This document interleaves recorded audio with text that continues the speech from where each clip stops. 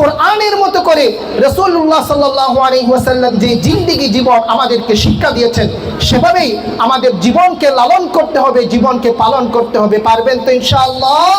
কোরআনের পক্ষে থাকবেন তো ইনশাআল্লাহ? কোরআন মোতাবেক আমাদের জীবন চলবে তো ইনশাআল্লাহ? এই পৃথিবীর বুকে আমাদেরকে সৃষ্টি করেছেন আল্লাহ, আমাদেরকে সৃষ্টি করেছেন আল্লাহ সুবহানাহু ওয়া তাআলা। জীবন দিয়েছেন, হায়াত দিয়েছেন, বিবেক দিয়েছেন, বুদ্ধি দিয়েছেন, টাকা দিয়েছেন, অর্থ দিয়েছেন, সম্পদ দিয়েছেন। সব কিছু যদি আল্লাহ পাক দিয়ে থাকে, আল্লাহ পাকের রাজত্ব কেন এই দুনিয়ার মধ্যে চলবে না? কোরআনের রাজত্ব কেন দুনিয়ার মধ্যে চলবে না?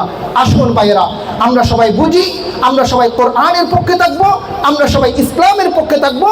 আল্লাহ পাক এবং আল্লাহ রসুলের সন্তুষ্টি নিয়ে ইনশাআল্লাহ সবাই একত্রিত হয়ে আমরা জান্নাতের মহাসড়কে একই সাথে ইনশাআল্লাহ রাসূল আকরাম সাল্লাল্লাহু আলাইহি ওয়াসাল্লামের সুপারিশ নিয়ে আমরা সবাই জান্নাতুল ফিরদাউসে যাব ইনশাআল্লাহ।